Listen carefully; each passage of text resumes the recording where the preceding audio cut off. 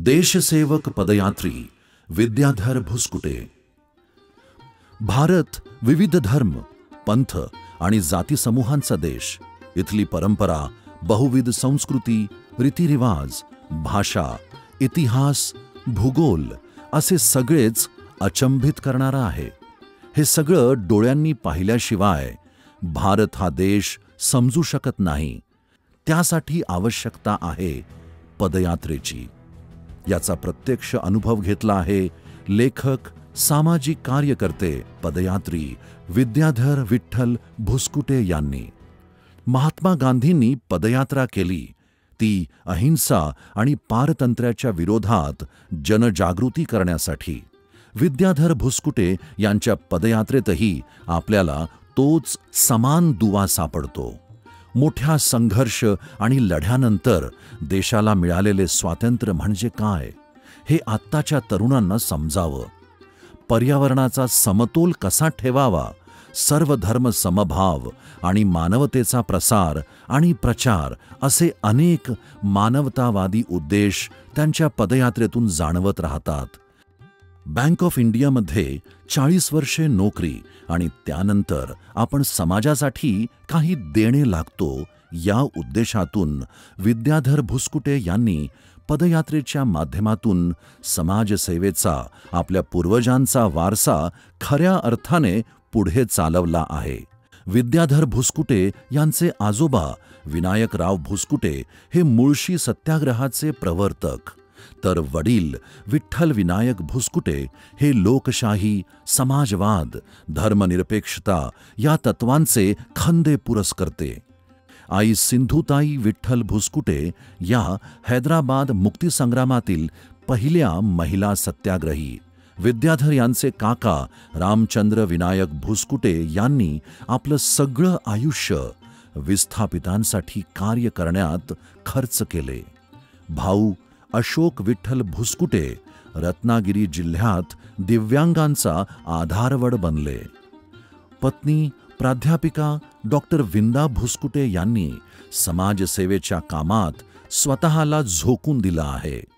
अण्णासाहेब भुस्कुटे विचार मंचच्या माध्यमातून समाजात विचार मंथन घडवत आहेत। आजवर या व्याख्यानमालेत डॉक्टर APJ अब्दुल कलाम, मेधा पाटकर, किरण बेदी यांसारख्या दिग्गजांनी आपले विचार समाजासमोर मांडले आहेत। महिला व बालकल्याण मातृमंदिराच्या माध्यमातून समाजसेवेचा, आपल्या कुटुंबाचा वारसा प्राध्यापिका डॉक्टर विंदाताई पुढे चालवत आहेत। 3 पिढ्यांचा हा वारसा पुढे नेण्यात स्वतः विद्याधर भुस्कुटे तरी अपवाद कसे राहणार, तेही त्याच समाजसेवेच्या वाटेवरून चालत आहेत। काश्मीर ते कन्याकुमारी भारत हा देश नेमका कसा आहे, विविधतेतील एकता, संस्कृती, परंपरा, मानवी संबंध असं सगळं जाणून घेण्याच्या ओढीतूनच विद्याधर यांनी पदयात्रा करण्याचा निर्णय घेतला। त्यांच्या पहिल्या पदयात्रेतूनच ते जाणवत राहतं। ही पहिली पदयात्रा सुरू झाली तिथून, जिथे कायम दहशतवादी हल्ल्यांची शक्यता असते।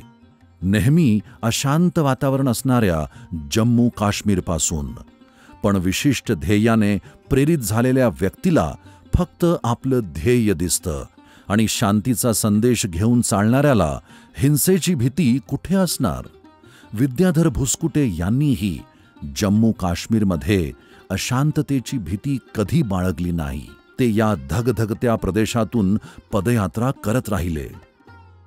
ही यात्रा थोडी थोडकी नाही, तर तब्बल 4000 किलोमीटर आणि 120 दिवसांची। पुढच्या प्रवासात त्यांनी मानवता, शांतता, स्त्री भ्रूण हत्येला विरोध, मूल्याधिष्ठित शिक्षण, एकात्मता अशा अनेक विषयांवर प्रबोधन करत शांतीचा संदेश दिला। या पदयात्रेत विद्याधर भुस्कुटे यांनी आपल्या गाठीशी फक्त एवढेच बांधले नाही, अजूनही खूप काही बांधले।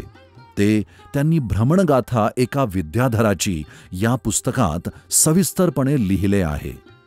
पूर्व पश्चिम असे भारत भ्रमण करून Limca book of record Asia book record, India book of record असे अनेक रेकॉर्ड वयाच्या 60 ते 64 या काळात 8,000 किलोमीटर पायी प्रवास करून केले. दुसऱ्या पदयात्रेतून मिळालेल्या अनुभवावर आधारित त्यांनी किबिथू अरुणाचल ते पोरबंदरचे अनुभव सांगणारे एक झपाटलेला नावाचे दुसरे पुस्तक लिहिले. दरम्यान विद्याधर यांना जसे अनेक हितचिंतक भेटले, त्यापैकीच अनेक वर्षे स्नेहभाव जपणारे D.P. म्हैसकर हे एक. त्यांनी विद्याधर यांना पहिल्या पदयात्रेत जाणवलेला आर्थिक भार कमी व्हावा म्हणून केंद्रीय परिवहन मंत्री नितीन गडकरी यांच्याकडून टोल फ्रीचे पत्र मिळवून दिले. विद्याधर यांची ही दुसरी पदयात्रा सुरू झाली ती 26 ऑक्टोबर 2015 ते 24 फेब्रुवारी 2016 दरम्यान.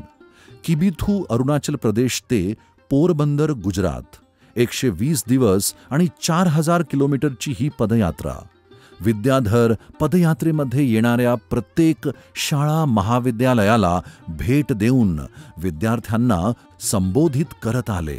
त्यांचं हे कार्य पुस्तक आणि प्रसार माध्यमातूनही लोकांपर्यंत पोहोचत होतं.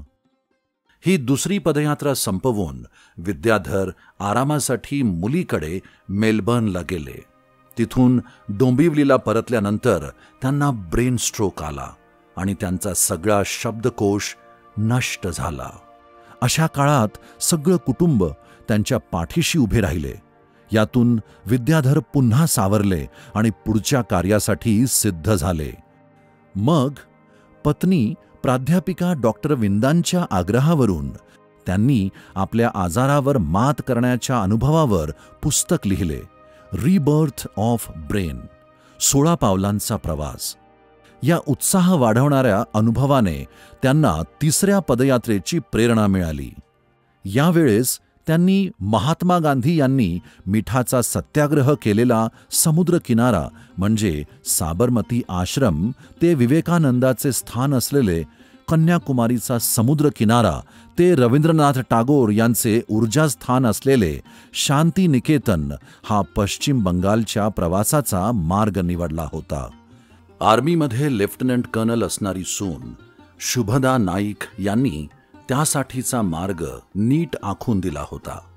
मुलगा विक्रांत यांचं सहकार्य तर होतंच. 31 ऑक्टोबर 2018 ते 8 एप्रिल 2019 दरम्यान चाललेली ही पदयात्रा रोज 30 किलोमीटरने चालण्याच्या नियमाने सुरू राहिली. या पदयात्रेतही पहिल्या 2 पदयात्रांचे उद्देश होते. अनेक लोक भेटत होते, सत्कार होत होते. असाच एक सत्कार झाला पाँडिचेरी राज्यात राज्यपाल किरण बेदी यांच्या हस्ते.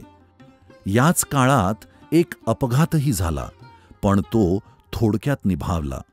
यात 10-12 दिवस गेले, पण त्यांनी ठरवलं जिथे अपघात झाला तिथूनच परत प्रवास सुरू करायचा आणि तसं त्यांनी केलंही. पदयात्रीबरोबरच विद्याधर लेखकही असल्याने त्यांनी हे अनुभवही लिहिले. किनारा तुला पामराला या पुस्तकात. याच प्रवासाची दखल Asia book of record, India book of record, Limca book of record यांनी दुसऱ्यांदा घेतली. या प्रवासात विद्याधर यांनी पायी यात्रा करताना 20 राज्य, 1,95,00,000 पावले चालून भारत देश पाहिला, अनुभवला, जाणून घेतला. 21व्या शतकातील भारतभूमीचा सेवक, रक्षक कसा असावा याचा एक आदर्श त्यांनी या माध्यमातून घालून दिला. त्यांच्या या कार्याला भारतीय जनतेचे कोटी कोटी प्रणाम.